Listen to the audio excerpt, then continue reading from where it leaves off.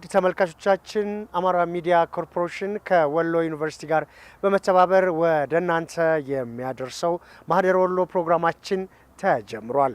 የዛሬው ማህደረ ወሎ ፕሮግራማችን በዋናነት ትኩረት ያደረገው ኢንዱስትሪና ዩኒቨርሲቲዎች ሊኖራቸው ስለሚገባ ትስስር ነው።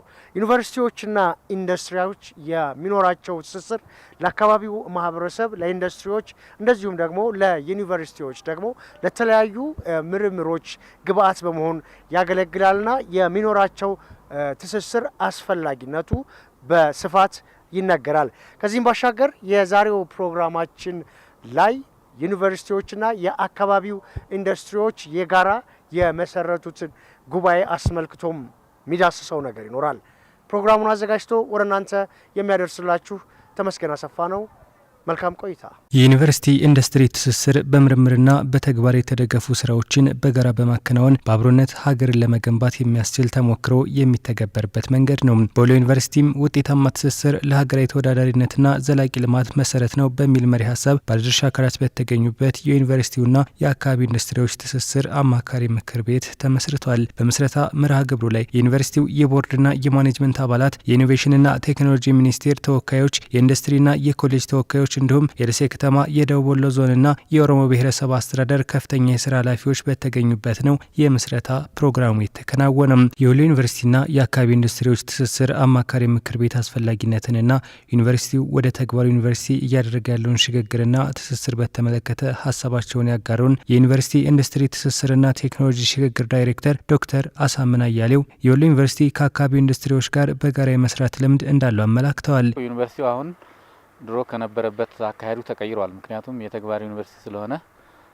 እና እነዚህ ደግሞ የዩኒቨርሲቲ ተልእኮዎች አብዛኞቹ ከኢንዱስትሪዎች ጋር በጋራ የሚሰሩ ስለሆነ ከዚህ በፊት ያው ወሎ ዩኒቨርሲቲ ጥሩ የሚባል ከኢንዱስትሪዎች ጋር ስራ ይሰራል፣ ጥሩ ነው ተብሎ ነው የሚታሰበው። ግን እሱ በቂ ስላልሆነ አሁን ይሄን በደንብ በትክክል አጠናክሮ ለመሄድ ስላስፈለገ ነው ዛሬ እየተወያየን ያለ ነው። ይሄን ምክር ቤት መመስረት የሚያስፈልገው በጣም የተሻለ የትስስር ስርዓት ኖሮ ዩኒቨርሲቲው በሶስቱም ተልእኮዎቹ የተሻለ ስራ እንዲሰራ ስለተፈለገ ነው። ዩኒቨርሲቲው በዋናነት ተልእኮ አንደኛ የተሻለ የሰለጠነ በጽንሰ ሀሳብም በፕራክቲካልም የሰለጠነና ኢንዱስትሪው ለሚፈልገውና ተወዳዳሪ የሆኑ ዜጎች ማፍራት ነው አንዱ ተልእኮ፣ በመማር ማስተማር የሚባለው ነው።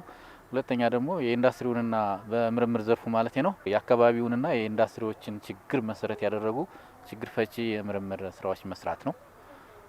ሶስተኛው ደግሞ ሰፊ የሆነ የማህበረሰብ አገልግሎት ስራ መስራት ነው። ይህም እንደዚሁ የአካባቢውን ኢንዱስትሪም ሊሆን ይችላል፣ የአካባቢውን ማህበረሰብ ካፓሲቴት ሊያደርግ የሚችል አቅሙን ሊያጎለብት በሚችል መንገድ ስራዎች መስራት ነው። እነዚህ ስራዎች ዩኒቨርሲቲው ብቻው ሊሰራቸው የሚችለው በፍጹም አይደለም። ስለዚህ ዩኒቨርሲቲው እነዚህን ሚሽኖቹን ሊያሳካበት የሚችል አጋር ሲያገኝ አቺቭ አደረገ ማለት ነው። ይሄ ለዩኒቨርሲቲው ያለው በጣም ዘርፈ ብዙ የሆነ ጥቅም ነው። ለኢንዱስትሪዎች ደግሞ እንዳልኩህ ነው። ዩኒቨርሲቲዎች ያላቸው ትልቁ ሀብታቸው የሰለጠነ የሰው ኃይል ነው። ኢንዱስትሪዎች ደግሞ ምናልባት ፋይናንስ እና ሌሎች ኢንካይንድ ሊገለጹ የሚችሉ ሀብቶች ሊኖራቸዋል ተብሎ ይታሰባል። ስለዚህ የሁለቱ ተልእኮ የተለያየ ስለሆነ ዩኒቨርሲቲው እውቀት አለው። ኢንዱስትሪዎች ትርፋማ ሊሆን የሚችሉበት የአሰራር ስርዓታቸውን ዘመናዊ ሊያደርጉበት የሚችል ሀሳብና ሀብት ያለው ዩኒቨርሲቲ ላይ ነው። ዩኒቨርሲቲው የሂውማን ሪሶርስ አለው፣ ወደ ኢንዱስትሪ ይሄዳል። ኢንዱስትሪዎች ደግሞ የአሰራር ክፍተት አላቸው፣ ቴክኖሎጂ ይፈልጋሉ። ይሄንን ማዛመድ ስንችል ለኢንዱስትሪውም ትልቅ ጥቅም አለው ማለት ነው። አንደኛ የእውቀት ሽግግር፣ የቴክኖሎጂ ሽግግር ይሆናል። አጠቃላይ ውጤታቸው ደግሞ በሚኖራቸው ተወዳዳሪ የሆኑ ኢንዱስትሪዎች ይኖራሉ ተብሎ ነው የሚታሰበው ሀሳብ ደረጃ። ይህንኑ ስራ የበለጠ ለማስቀጠል በማሰብ ይህ የአማካሪ ምክር ቤት ምስረታ መበሰሩ ጠቀሜታው የጎላ መሆኑን አንስተዋል። ይህ የአማካሪ ምክር ቤት ምስረታ ላይ ከአምራች ኢንዱስትሪዎች ባለፈ የተለያዩ ዘርፎችን የሚመለከት መሆኑንም ነው ዶክተር አሳምን የገለጹት። በተለምዶ ከዚህ አምራች ኢንዱስትሪዎችን ብቻ ነው ወደ አእምሮ የሚመጣው፣ ግን ማለት አይደለም። ኢንዱስትሪ በዋናነት ወደ 5 ክፍሎች አሉት። አንዱ ከዚህ የመጀመሪያ ደረጃ ኢንዱስትሪ የሚባለው በቀጥታ የተፈጥሮ ሀብትን ከመጠቀም አንጻር ሊሆን ይችላል። ለምሳሌ በግብርናው በማዕድን ቁፋሮ ሊሆን ይችላልና ሌሎች እነዚህ በቀጥታ የተፈጥሮ ሀብትን የምንጠቀምበት የኢኮኖሚ አይነት የመጀመሪያ ደረጃ ኢንዱስትሪ ይባላል። ይሄ ሰፊ ነው። በተለይ ለኢትዮጵያ አብዛኛው በግብርና ስራ ላይ የተመሰረተ ስለሆነ አንዱ ኢንዱስትሪ ዘርፍ እሱ ነው። ሁለተኛው ደግሞ የአምራች ኢንዱስትሪው ነው በዋናነት። ይህም ሰፊ ነው።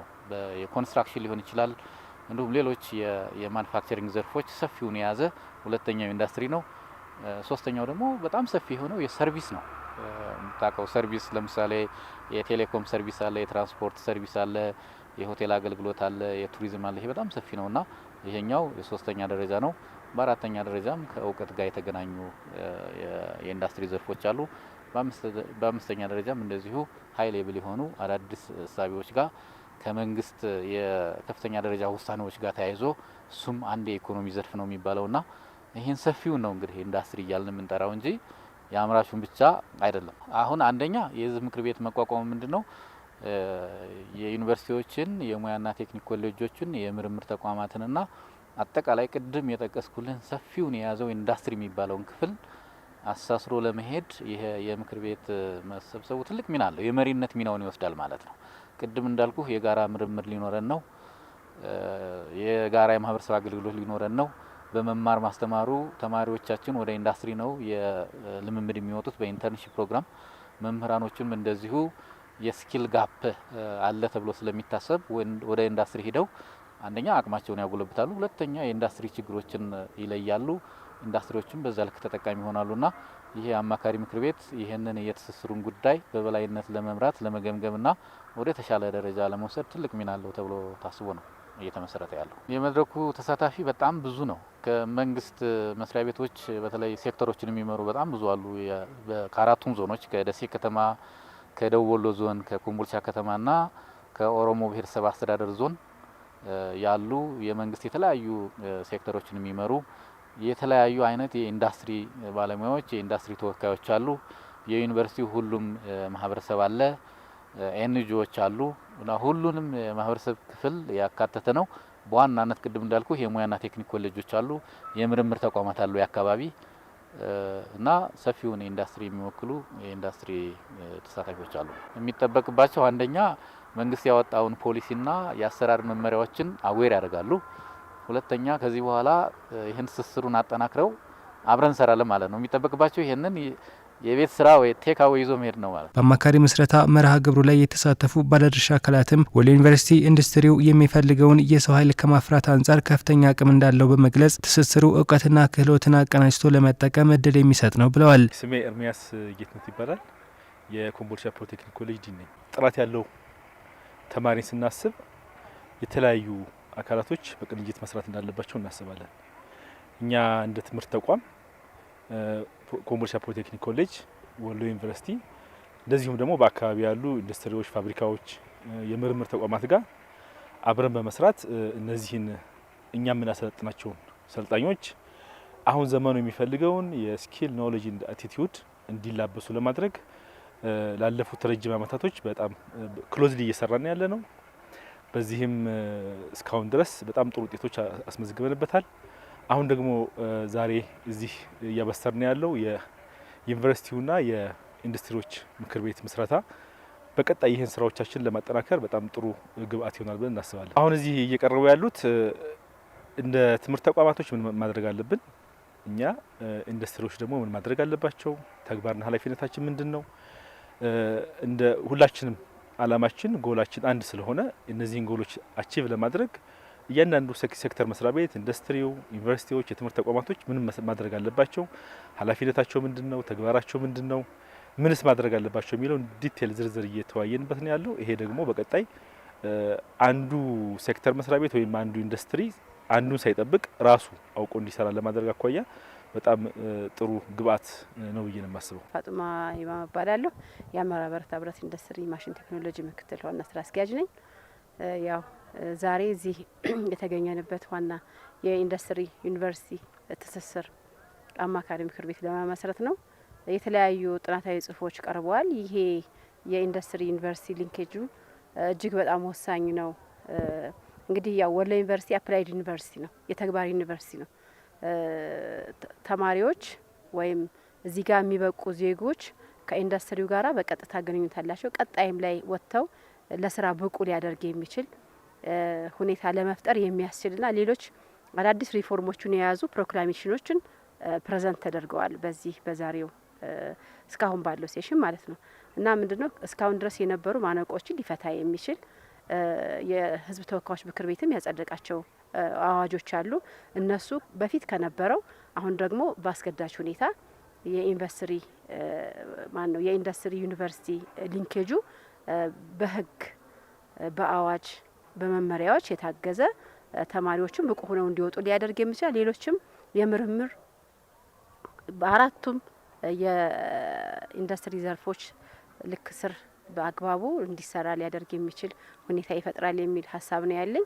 እንደ አማራ ብረታ ብረት ደግሞ ስናየው የወሎ ዩኒቨርሲቲ በጋራ ነው የሚሰራው። በርካታ አዳዲስ ጥሩ የሆኑና በጣም ኦዲብል የሆኑ በደንብ ሊሰሙ የሚችሉ ሊታዩ የሚችሉ በተለይ ከማዕድን ልማት ጋር ተያይዞ ያሉ የምርምር ስራዎችን እየሰራን እንገኛለን። በቅርቡ ወደ አሁን በፕሮቶታይፕ ደረጃ የተሰሩ ማሽኖች አሉ። በአገር አቀፍ ሁኔታ ላይም ኤግዛማይን ተደርገዋል።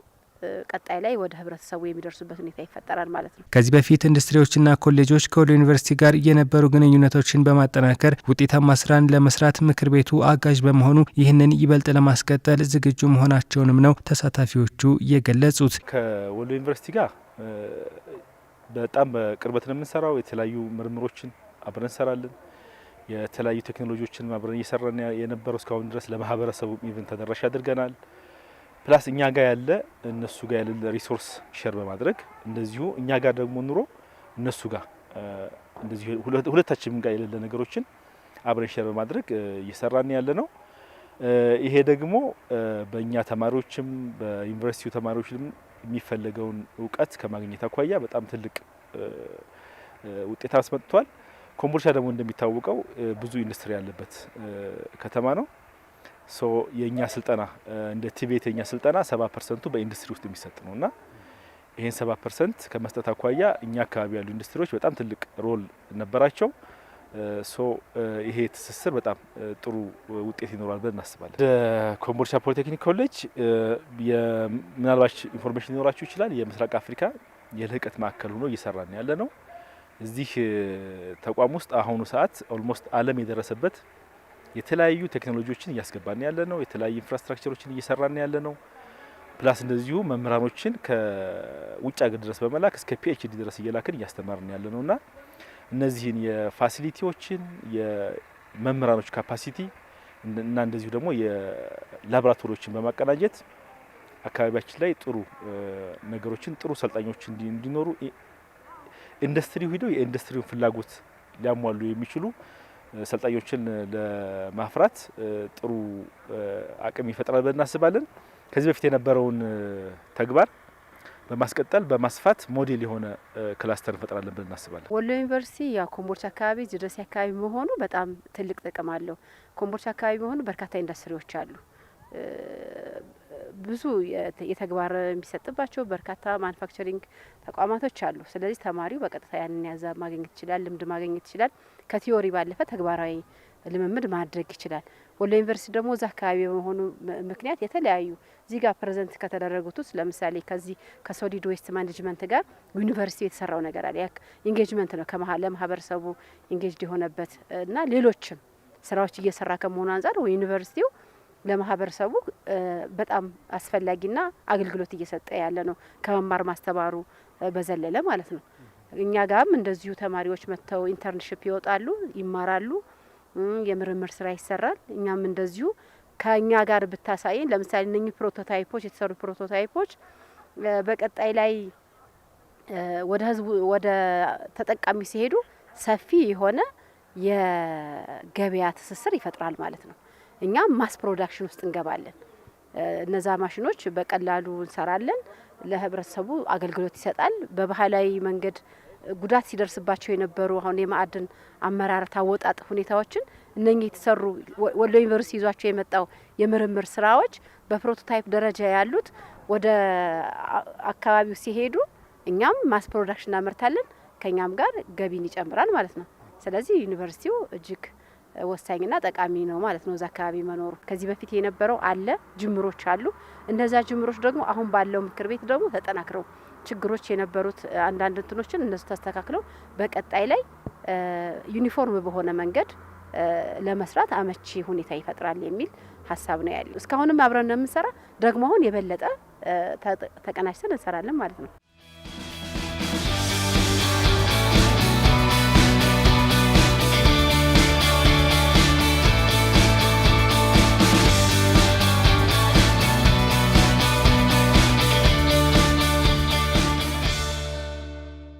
የወሎ ዩኒቨርሲቲ የምርምርና ቴክኖሎጂ ሽግግር ምክትል ፕሬዝዳንት ዶክተር ሀዋ ወሌ የዩኒቨርሲቲና የኢንዱስትሪ ትስስር ለሀገር ልማትና ለኢኮኖሚ ለውጥ መሰረት መሆኑን የገለጹት የአሁኑ የአማካሪ ምክር ቤት ምስረታም የዚሁ አካል መሆኑን ጠቅሰዋል። የዛሬው ወርክሾፕ ዋና ዓላማው የአማካሪ ምክር ቤት መመስረት ነው።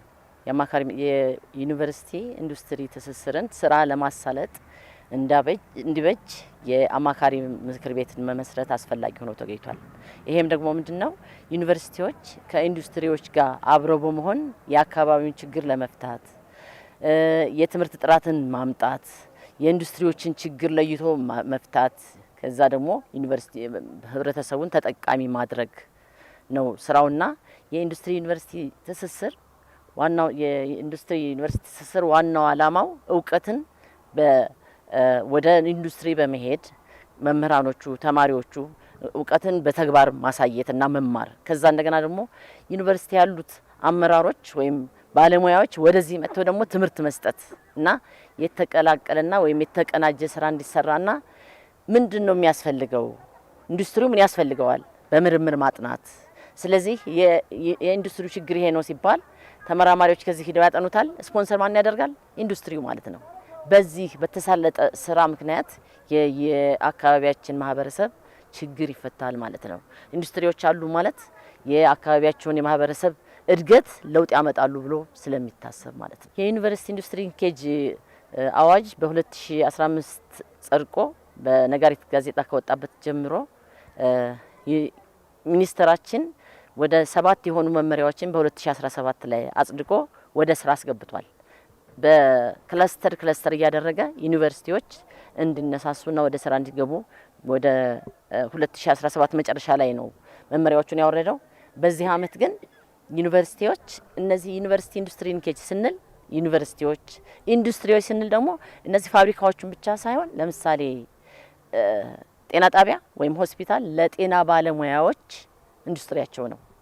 ኢንዱስትሪ ስንል በአጠቃላይ ተመራቂዎች ሄደው ስራ የሚሰሩበት ቦታ ማለት ነው።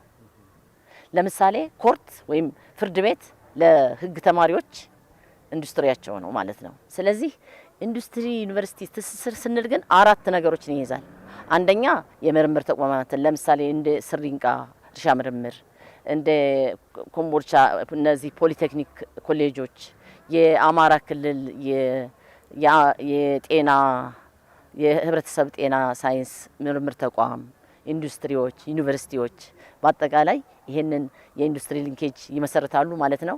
እኛ ስናደርግ የነበረው አንደኛ ዩኒቨርሲቲ ሊንኬጅ ምን ማለት ነው፣ ዩኒቨርሲቲ ኢንዱስትሪ ሊንኬጅ ምን ማለት ነው የሚለውን ጽንሰ ሀሳብ ወደ ታች አውርደናል። በአካባቢያችን ለሚኖሩ ኢንዱስትሪዎችና ለቲቪቲዎች እንደገና ደግሞ ለስልጠና ተቋማቶች ወይም የምርምር ተቋማቶች የኢንትሮዳክሽን ስራ ስንሰራ ቆይተናል። ባለፈው አመት ከ3 በላይ ወርክሾፖችን አካሂደናል።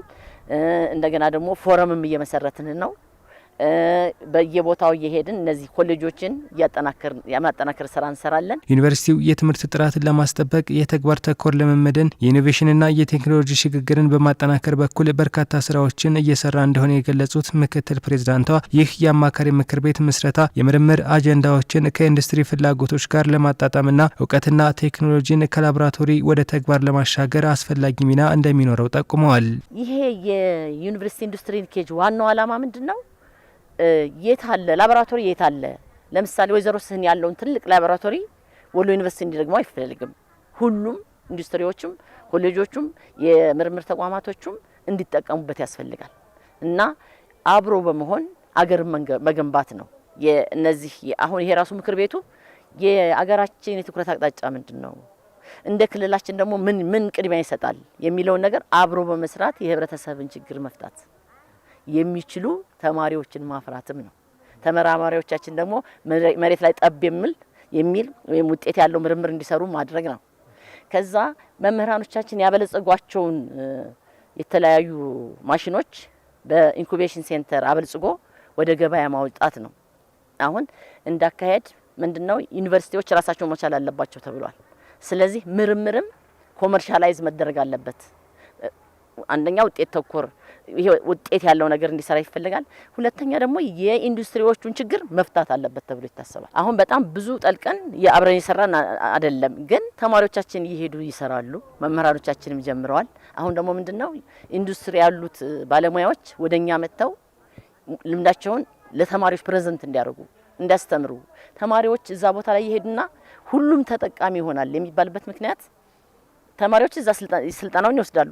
የተሻለ ስራ ወይም ጥበብ ያለውን ልጅ መርጦ ለመውሰድ ኢንዱስትሪውም ተጠቃሚ ይሆናል ማለት ነው። እና እኛ ብዙ ኢንዱስትሪዎች አሉን። ለምሳሌ አሁን አብረን የምንሰራቸው የኮምቦልቻ የአማራ ብረታ ብረት ኢንዱስትሪ ትልቁ ነው። ወይዘሮ ስህን እና በእነዚህ ኮምቦልቻና ሀይቅ ያሉ ፖሊቴክኒክ ኮሌጆቻችን እነሱ ላይ አሁን ስራ እየሰራን ጀምረናል እና አብረን የተሻለ እንሰራለን ብለን እናስባለን። የወሎ ዩኒቨርሲቲ ፕሬዝዳንት ዶክተር አወል ሰይድ የዩኒቨርሲቲ ኢንዱስትሪ ትስስር መሬት የሚወርድ ትርጉም ያለውና የጋራ ጥቅም የሚያመጣ ተግባር መሆኑን አመላክተዋል። ዩኒቨርሲቲና ኢንዱስትሪዎች ተቀራርበው ይሰሩ ዘንድ ፕሮግራሙ አስፈላጊ መሆኑንም አብራርተዋል። የወሎ ዩኒቨርሲቲና በአካባቢው የሚገኙ ኢንዱስትሪዎች የትስስር ምክር ቤት የሚባል ነው ለማቋቋም የተገናኘ ነው። እንግዲህ ያው ዋና ዓላማው ዩኒቨርሲቲና ኢንዱስትሪ ተቀራርቦ መስራት አለበት የሚል ነው። ይሄ ደግሞ መነሻው ከ2 ዓመታት በፊት የጸደቀ አዋጅ አለ። በዩኒቨርሲቲና ኢንዱስትሪ ሊንኬጅ ትስስር አዋጅ የሚባል አለ። እሱ አዋጅ መሰረት ዩኒቨርሲቲዎች ከአካባቢ ካሏቸው ኢንዱስትሪዎች ጋር ምክር ቤት ማቋቋም እንደሚችሉም የሚገልጽ ስላለ በዛ አግባብ የተቋቋመ ነው። ዋና ዓላማው የትምህርት ጥራትን ማሻሻል፣ ብቁ ግራጁዌቶች እንዲፈርሙ ማድረግ፣ ከኢንዱስትሪው ጋር አብሮ መስራት ያስፈልጋል። ኢንዱስትሪዎች ደግሞ የተማረ እና የተሻለ ለኢንዱስትሪው የሚሆን ዝግጁ የሰው ኃይል እንዳገኙ ስለሚያስችል እነዚህ ሁለቱ አካላቶች ደግሞ በአንድ ላይ ሲሆኑ ለማህበረሰቡ ለኢኮኖሚክ ግሮዝም ትልቅ ኢምፓክት ስላለው ወይም አስተዋጽኦ ስላለው እሱን ታሳቢ ያደረገ ምስረታ ነው። ዩኒቨርሲቲያችን የተለያየ ፕሮግራም ኦልሞስት ወደ 80 የሚደርሱ ፕሮግራሞች ነው የሚሰጠው። ስለዚህ እነዛ የተለያዩ የትምህርት ክፍሎች ወይም ፕሮግራሞች ለራሳቸው የራሳቸው ኢንዱስትሪ ያላቸው ግብርና ከግብርና ጋር ነው። ቴክኖሎጂ ቤዝድ ከሆኑ ኢንዱስትሪዎች ጋር አብሮ ይሰራል። ኢኮኖሚው ከባንኮች ጋር ከኢንሹራንስ ጋር ይሰራል። ስለዚህ ኢንዱስትሪዎቹ ሰፊ ስለሆኑ በዚህ ቀጠና እንደ ዩኒቨርሲቲ ደግሞ ማንዴት ኤሪያም ስላለን በማንዴት ኤሪያችን ውስጥ ያሉ ኢንዱስትሪዎች ጋር አብሮ መስራት በጣም አስፈላጊ ስለሆነ ነው እነሱን ያደረግናቸው። ከዚህ በኋላ እንግዲህ በዛሬ የምክር ቤቱ ከተመሰረተ በኋላ የራሱ ምክር ቤቱን ረን የሚያደርጉ አመራሮች ይኖሩታል። እነሱ አመራሮች ጋር ከዩኒቨርሲቲው ጋር ፍሪኩዌንትሊ እየተገናኘን ስራዎችን እያቀድን በእቅድ የምንሰራ ነው የሚሆነው ማለት ነው። ምክንያቱም ስትራቴጂ ይኖረዋል፣ የራሱ እቅድ ይኖረዋል። ይሄ ምክር ቤቱ በዛ እቅድ መሰረት አስፈላጊውን ሪሶርስ ከሁለታችንም አካል እየተመደበ ስራዎች የሚሰሩ ነው የሚሆነው። ከዚህ በፊት የነበረው ትስስር በመልካም ፈቃደኝነት ላይ የተመሰረተ መሆኑን የገለጹት ፕሬዝዳንቱም ይህን አጠናክሮ ለማስቀጠል በሕዝብ ተወካዮች ምክር ቤት የትስስር አዋጅ መጽደቁን ተከትሎ ምክር ቤቱን ማቋቋም አስፈላጊ መሆኑን ያስረዱት ከአሁን በፊትም ቢሆን በዚህ ደረጃ በተደራጀ መልኩ አይደለም እንጂ ተማሪዎቻችን፣ መምህራኖቻችን ከኢንዱስትሪ ጋር እየሄዱ የተግባር ትምህርት ያገኛሉ። ስንሰራበት የኖረ ነው። ከዚህ በኋላ ግን በተደራጀ መልኩ ነው። ለምን እኛ እንደ ዩኒቨርሲቲ ከአሁን በፊት ኮምፕሬሄንሲቭ ዩኒቨርሲቲ ኔቸር ነው ያለን፣ የተለምዶ ዩኒቨርሲቲ የሚባለው አይነት ነው ያለን። አሁን ግን የተግባር ሳይንስ ዩኒቨርሲቲ ነው። የተግባር ሳይንስ ማለት ዋናው ከስኪል ነው፣ ክህሎት ጋር የተገናኘ ስለሆነ ምሩቃኖቻችን ክላስ ውስጥ ከሚማሩት የንድፈ ሀሳብ ወይም ቲዮሪ በተጨማሪ በተግባር የተካኑ እንዲሆኑ ወይም ደግሞ እውቀቱን እንዳገኙት ግቢ ውስጥ ከምናስተምራቸው ላቦራቶሪ ወርክሾፖች ወጣ ብለው በስራ ዓለም ውስጥ ባለ ሴታፕ ውስጥ መሰልጠን አለባቸው። ለኢንተርንሺፕ መምህራኖቻችንን ብዙ ጊዜ በቲዮሪ በጣም መረጃው አላቸው፣ ብዙ ያነባሉ። ግን ደግሞ ያንን ወደ ተግባር ለመውሰድ ከዩኒቨርሲቲ ውስጥ ካለው ፋሲሊቲ በተጨማሪ በተግባር ኢንዱስትሪው ላይ ሄደው ደግሞ መስራት ያለባቸው ማለት። ስለዚህ አሁን በጤናው ላይ ሕክምና ኮሌጃችን ስታብሊሽድ የሆነ ትስስር አለው። ከአሁን በፊትም ተማሪዎቻችን ሁልጊዜ ከማህበረሰቡ ከጤና ጣቢያው ጋር ነው የሚሰሩት። በግብርናውም እንደዛው የተግባር ትምህርት ለማግኘት ይሄዳሉ፣ አፓረንትሺፕ ይወጣሉ።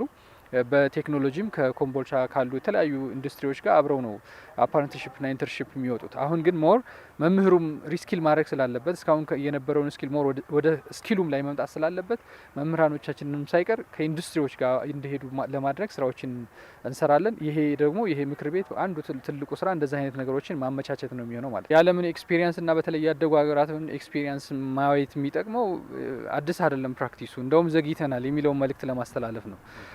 ዩኒቨርሲቲዎች በእውቀት ወይም ደግሞ በአዲስ ሀሳብ መሪ መሆን መቻል አለባቸው። አዲስ ሀሳብ ነው ወደ ገበያ የሚወጣው። ያንን ገበያ ደግሞ ዩኒቨርሲቲ ውስጥ አዲስ ሀሳብ አለ ብሎ ደግሞ ኢንዱስትሪ በዛ ልክ መረዳት መቻል አለበት። ዩኒቨርሲቲ ውስጥ ብትመጣ ሀሳቡን ይዞ የተቀመጠ ሰው አለ ወይ አውቱን የቢዝነሱ ስኪል ኢንተርፕሪነርሺፑ ሳይኖረው በተግባር ያለው ጋር ካልተገናኘ አይዳን ከገንዘብ ጋር እያገናኘ መስራት ያስፈልጋል። ስለዚህ ከዚህ አንጻር አይ ቲንክ ያደጉ ሀገራቶችን ኤክስፒሪየንስ ማወቅ የሚፈልገው ሁለት ነገር፣ አንድ ቁጭት ለመፍጠር ነው።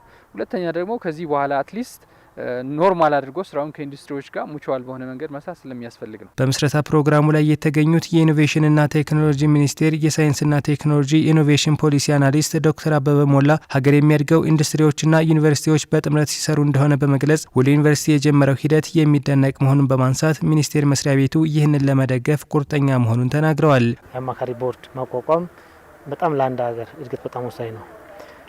ምክንያቱም እንደ ሚኒስትሪ ኦፍ ሳይንስ እና ቴክኖሎጂ ወይም እንደ ሚኒስትሪ ኦፍ ኢኖቬሽንና ቴክኖሎጂ ወደ 8 የሚሆኑ ፒላሮች አሉ።